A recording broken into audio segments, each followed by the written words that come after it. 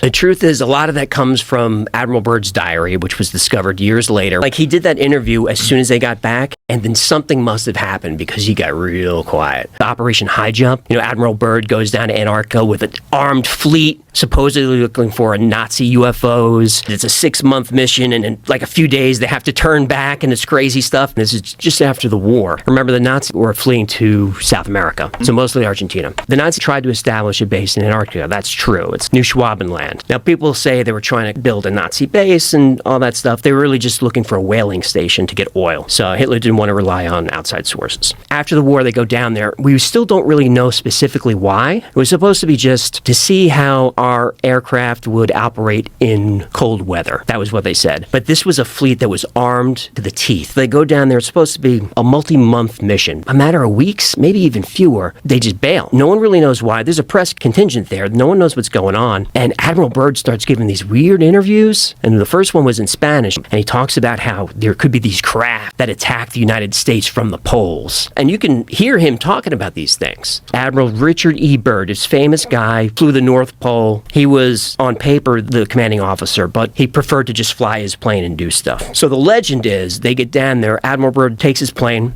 starts flying across Antarctica and sees patches of green. He doesn't believe it. And he's on the radio saying, I'm seeing this, rolling hills, sun is shining. He just keeps flying. It gets greener and greener. And then he's like, I just saw woolly mammoths. Woolly mammoths grazing in the green. And he keeps going and he's on the radio and then he's talking, I'm seeing all this stuff. The sun is bright and then radio contact goes out. Flying and flying. Suddenly he's engulfed in light and he doesn't know where he is. And then up beside him, 2 flying saucers just kind of next to him. Almost like F-16 trying to wave you down. 2 flying saucers. And he looks over and they have swastikas on them. So he's on the stick and he feels the stick shaking and then he goes down with the UFOs. And they just land into a cavern in the hollow earth. And they take Admiral Byrd out and they're tall aliens. I'm telling you the legend.